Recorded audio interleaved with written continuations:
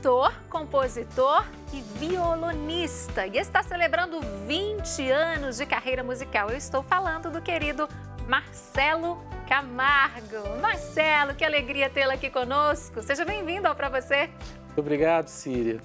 Primeiro, agradecer aqui a oportunidade, que vocês estão me dando, a TV Horizonte, para falar um pouquinho da minha vida, da minha carreira, enfim. Esse é o melhor lugar do mundo para fazer isso. A gente quer saber um pouquinho de tudo da sua vida, da sua história, das suas lembranças de infância, da sua família. Então vamos começar lá na infância? Podemos. Você nasceu em Coronel Fabriciano, não é isso? Exato. Você viveu lá até quantos anos? Você tinha quantos anos quando você se mudou para cá? Pois é, eu nasci em Coronel Fabriciano, acho que morei pouco tempo lá, até os 2 anos. E até os 7 eu fui para Ipatinga, né? Ah, viveu em Ipatinga também. Ipatinga. Uhum. Meu pai trabalhava na Uzi Minas.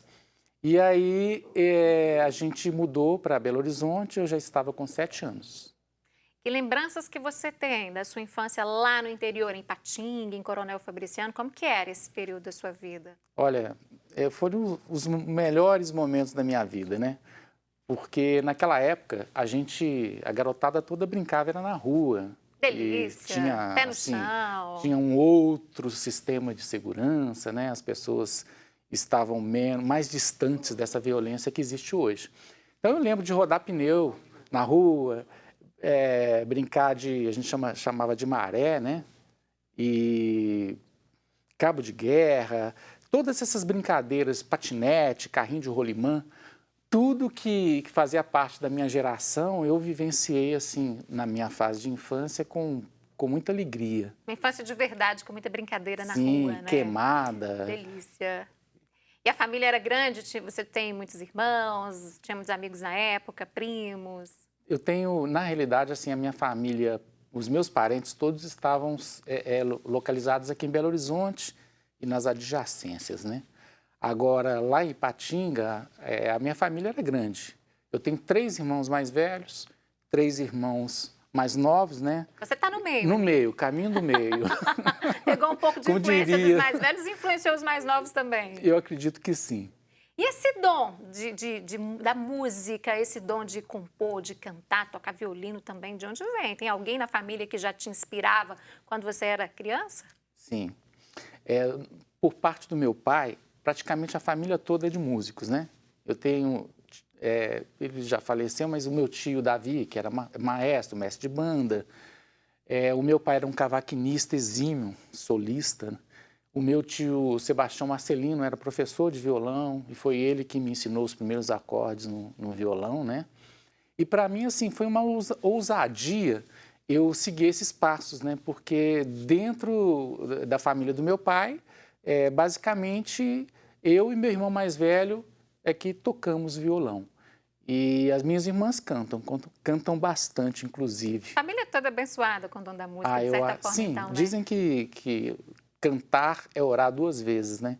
Então, na casa dos meus pais, a gente ora 2 vezes, 4 vezes. Família abençoada mesmo, hein? Obrigado. Marcelo, e quando você tem lembrança de quando você pegou um instrumento pela primeira vez?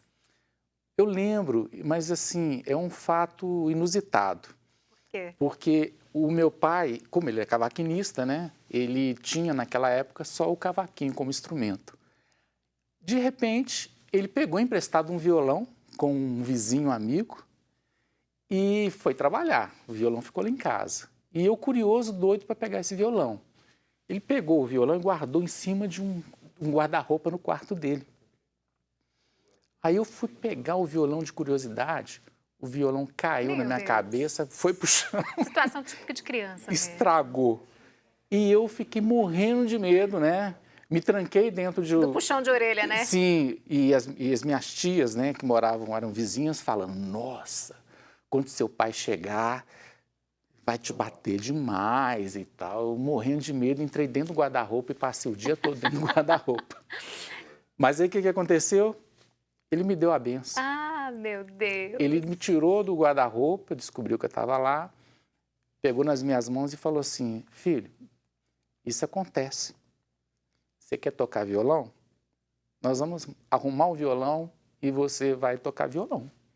A partir daí, aí eu deslanchei. Né? E você aprendeu com ele, então? Eu aprendi parte com ele, mas basicamente todos os acordes que ele me ensinou foi o irmão dele, né? O Sebastião Marcelino dos Santos. Isso lá em Coronel Fabriciano? Não, isso em Ipatinga? Não, isso já era em Belo Horizonte. Ah, já era aqui, em BH? Já era em BH. Uhum. Eu tinha por volta de 8, 9 anos. Então você aprendeu em família ali a tocar? Sim. E foi o seu primeiro contato com o instrumento musical? Sim. Aí depois eu tive eu tinha uma amiga, tenho uma amiga, né? Inclusive está lá no Rio de Janeiro, na Roquete Pinto, que é a Cláudia Barcelos.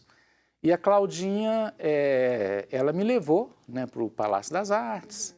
E eu acabei fazendo teoria musical no Palácio das Artes. Estuda música? Estudei 2 anos, né, de viola de orquestra, mas eu não continuei porque eu fui chamado, né, para prestar o serviço militar e acabei largando lá. Eu era bolsista, né, e tinha que trabalhar também, né, porque as condições não eram fáceis, né. Mas você nunca abandonou a música, de certa forma, né? De jeito nenhum. Eu transitei assim, eu cheguei a estudar piano, também, né, não consta nos meus releases, porque como eu não aprofundei, né, eu preferi também não colocar no meu release. Mas você toca muito instrumento, então quantos, na verdade? Não, na realidade, o que eu toco mesmo, que eu considero, né, é o violão.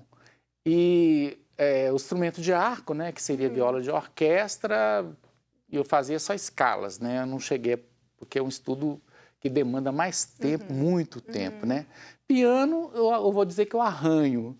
E cavaquinho, eu acho que eu me saio bem. Tem influência total do pai também, sim, né? Eu era, vamos dizer assim, o companheiro, né, do meu pai quando ele tocava. Porque todo solista precisa de ter um instrumento harmônico, né, para poder acompanhá-lo. E o meu pai, por incrível que pareça, ele gostava do meu jeito de tocar, que já era um jeito assim mais bossa novista, que não tem muito a ver com chorinho, né? Porque ele tocava chorinho. O chorinho tem aquela coisa do violão de 7 cordas, de fazer os floreados, né? Os duetos. E eu tocava basicamente com muita dissonância.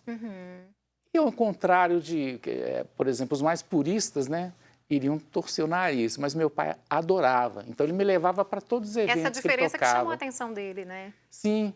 E aí, desde os 15 anos, eu passei a acompanhá-lo, sabe? Toquei com meu pai na noite aí de Belo Horizonte, nos eventos, né, principalmente da UFMG. Ele trabalhava lá, então ele fazia parte de vários eventos lá. E aí eu que acompanhava o meu paizinho. Hoje você... Paizão, né, gente? O pai desse é um paizão. Agora me fala uma coisa, hoje você se dedica exclusivamente à música, Marcelo? Ou não? Você ainda concilia eu também? gostaria, né?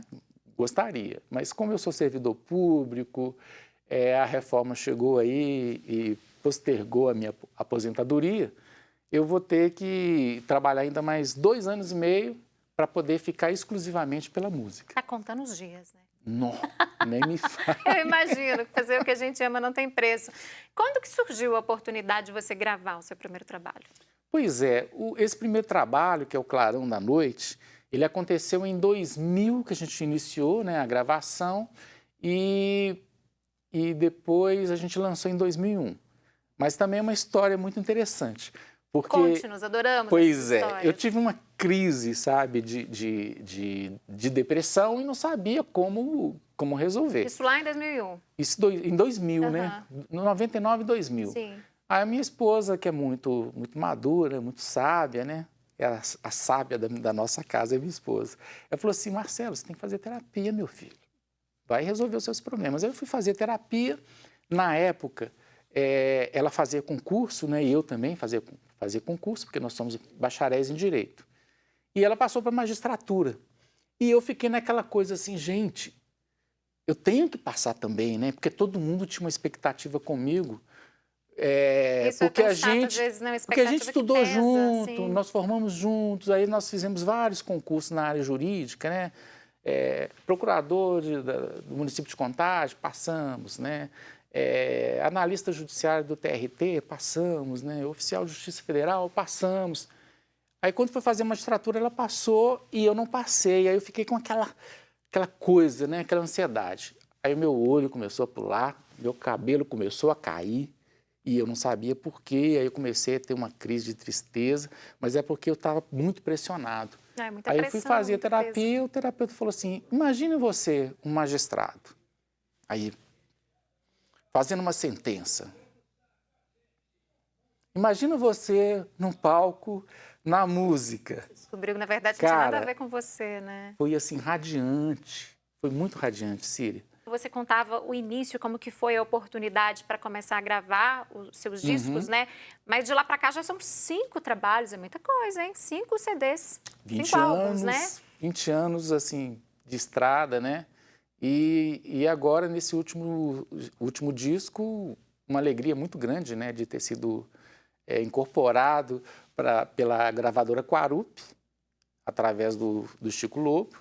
E super feliz, né? E o disco é muito feliz também. E o disco Chico, pra Chico, cima. A gente comentava aqui nos bastidores, o Chico é um querido, né, gente? Já participou aqui do Pra Você, teve programa aqui na TV Horizonte durante anos e anos. E eu imagino que trabalhar com ele, gravar com ele, deve ser um aprendizado e tanto, né? O Chico, ele é vamos dizer assim, é uma pessoa muito acolhedora, né? Muito carinhosa. E muito para cima, muito otimista, né? Energia então, lá em cima, igual a gente falava de energia no bloco anterior. Então, acaba que ele passa isso para a gente também, né? E eu acho que foi muito gratificante as nossas parcerias, né? E principalmente o fato dele ter ouvido o meu disco ainda quando ele estava no processo embrionário de gravação, e o produtor Ricardo Gomes, querido Ricardo Gomes, ele passou para o Chico sem me falar nada, você acredita? Passou os áudios para o Chico, quando tinha mais ou menos 5 músicas gravadas. E aí o Chico foi lá, levou para Quarup. Aí o Alcides, que é o diretor da gravadora, falou, contrata esse menino aí. Aí eles me deram a notícia, eu fiquei assim, em estado de choque uns 3 dias. Você não esperava por isso? Não esperava. Você nem sabia, né? que estava sendo feito. Eu não esperava, até porque trâmite, né? os meus últimos discos foram todos independentes, né? Então, assim, eu esperava que a minha carreira fosse toda nessa direção. Eu já tinha, vamos dizer assim, perdido a esperança, né, de acontecer alguma coisa nesse nível. Aí, de repente, veio esse presentaço, essa amizade com o Chico, essa longa amizade que eu tenho com o Ricardo Gomes, que me deram, né, essa belíssima oportunidade. Quem são suas inspirações, suas maiores inspirações no nosso cenário musical brasileiro, hein? Nossa, são tantas. É muita gente. Eu vi que você é uma pessoa bem eclética, né? Eu, assim, tive uma influência muito grande do Paulinho Pedra Azul, numa determinada fase da minha vida, né? Mas antes dele, Chico Buarque, Djavan, Caetano. Tropicália. Tropicália, Mutantes. Não tinha como sair disso, né? E depois eu descobri, eu já tocava chorinhos, né, com meu pai, pelo fato dele ser o solista, mas através dele, através dos meus tios, eu tive contato com Cartola, com a musicalidade, né, do Nelson Cavaquinho, que eu sou apaixonado. E por causa disso, né, surgiu o disco Samba é Amor. Pois é, como é que foi o processo de escolha das canções para entrar nesse disco? Eu imagino que deve ter dado muito trabalho isso, hein? Eu acho que deu trabalho porque, assim, as pessoas falam, você é sambista? Eu não ouso dizer que eu sou sambista. Você não se considera um sambista? Eu não considero sambista porque, assim, o sambista mesmo raiz é aquele cara que vive o samba desde a infância, que nasce no morro, que frequenta a escola de samba, sabe? Então, é uma autenticidade muito grande. Então, o que eu pude fazer? Como eu respeito muito, mas não ouso ser o sambista, porque eu acho que é muita areia para o meu caminhãozinho, eu pensei, bom, eu vou me desdobrar. Vou imaginar que eu sou o Nelson Cavaquinho. Que tipo de melodia e de letra o Nelson Cavaquinho faria num disco? Uma poesia com um lirismo maravilhoso, com uma mensagem assim, imensa, numa letra sintética, né? Com uns acordes, com a melodia, uma melodia simples, mas aquela melodia que comove e que consegue passar a mensagem. Aí eu fiz uma música me colocando como se eu fosse o Nelson Cavaquinho. E esse processo foi com todos os outros compositores. Agora, deve ser um processo de intensa concentração, né? Nesse período aí de elaboração desse conteúdo todo. Sim, não só de concentração, mas também de pesquisa. Muito, né? imagino. Porque você tem que ouvir o compositor, imaginar o que ele faria, né? E assim, foi um processo muito gratificante, porque ele me levou a uma maturidade que eu acho que eu não tinha. É por isso que eu acho que o disco na gravadora veio no momento certo, sabe? Veio assim, junto com meus cabelos brancos, quando né? tinha que ser, aconteceu. Tinha que ser. Se fosse antes, talvez você não teria essa maturidade toda que você tem agora. Exatamente. A gente tem, eu acho que tudo tem um momento, tudo tem né? momento, a gente é muito ansioso às vezes, eu falo isso o tempo inteiro. Agora, quanto tempo demorou todo esse processo de criação desse novo projeto? Pois é, esse projeto ele durou muito tempo. Eu tive mais ou menos, em termos de composição não, sabe? Foram questão assim de semanas. O problema realmente foi poder montar uma equipe, né? Porque é uma área que eu não dominava, não tinha muita referência. Aí o Ricardo Gomes, que é o cara, né?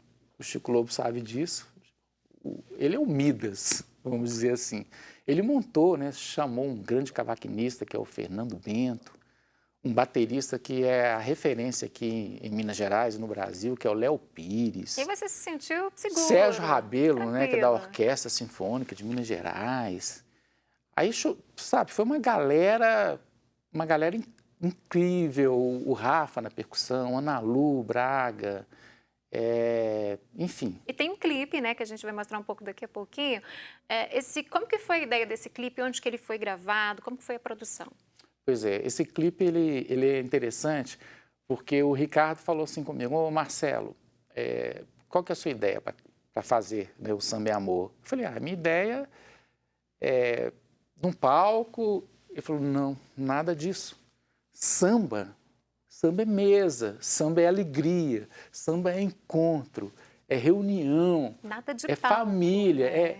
é um torresmo, você arruma uns torresmo e tal. Aí eu passei a ideia, né? Eu achei que ele tinha razão, passei a ideia para minha esposa. A minha esposa entrou em contato com a Júlia Braga, ela fez toda a parte, né, de ornamentação. Gostou do resultado? Nossa Senhora! Eu vi um pouco ali nos bastidores, gostei demais. Gostei demais, também. porque ficou aquela coisa assim... Alegre. Alegrinha e bem família também, né? E essa gravação está disponível aí nas redes para as pessoas acompanharem a gravação completa, né? Sim, no IGTV, no YouTube, no meu canal, Marcelo Camargo com K. E toda, né, os meus clipes podem ser encontrados. Todo o material está disponível? Disponível nas plataformas e nos canais. Agora, falando em rede social, falando em internet, como que é para você lidar com as pessoas, interagir? Você é atuante aí, né, com esses conteúdos? Você tem o hábito de entrar todos os dias nas redes sociais? Como é que é? Pois é, eu acho que tudo na vida a gente precisa de ajuda, né? Desde o nascimento, né? A gente vem ao mundo e precisa do colo, do peito da mãe, né? Do abraço do pai, enfim, sempre. Então, para esse tipo de tecnologia, eu precisei de ajuda, né? Aí eu busquei ajuda, eu não digito com os polegares, quer dizer, eu digito só com o indicador, né? As minhas filhas, eu vou catando, né? Você é da época da máquina de datilografia? Sim, datilografia. É por isso, então, eu acho também. que é por isso. Mas eu pedi ajuda e aí eu contratei uma assessoria de imprensa, que é a Márcia Francisco, e ela me ajuda. Esteve aqui conosco, uma fofa. Um beijo, Márcia. A Márcia, ela me ajuda muito, né? Ela me ajuda não só na formatação dos textos e tudo mais, mas também me falando: Marcela, é no direct. Direct? Onde que é esse direct? Não, você vai lá no canto superior da tela, você vai encontrar. Porque nem isso eu sabia. Mas tem sido um processo de aprendizado para você também, né, Marcela? Sim. É um processo, é um aprendizado e, ao mesmo tempo, assim, é a nossa forma, né, de conectar com o mundo. Não tem como a gente ficar fora dessa tecnologia, né? Agora, Marcelo, com as possibilidades de voltarmos à nossa vida como era antes, né, com o avanço da vacinação, assim, a gente espera que tudo volte ao normal de antes, mais rápido. Qual que é a sua previsão de voltar aos palcos, hein? De estar ali junto ao público? Pois é, esse período foi um período difícil, né? E a gente não tinha não só espaço, mas também tinha pandemia sobre as nossas cabeças, né? Esse risco realmente não dava para vivenciar. Então, agora abriu, né? Mas abriu assim de uma forma que os teatros não têm agenda, está tudo muito cheio. Mas a gente vai eu vou fazer uma participação especial no show do querido Chico Lobo, agora no dia 29 de outubro, no Grande Teatro do Sesc Palladium.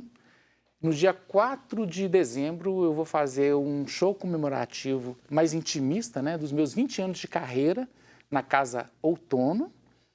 E a gente está prevendo de fazer, na primeira oportunidade, quando abrir a agenda para o ano que vem, no Teatro Valorec, Brasil, a gente vai fazer o show de lançamento do disco presencial, porque ele ainda não aconteceu.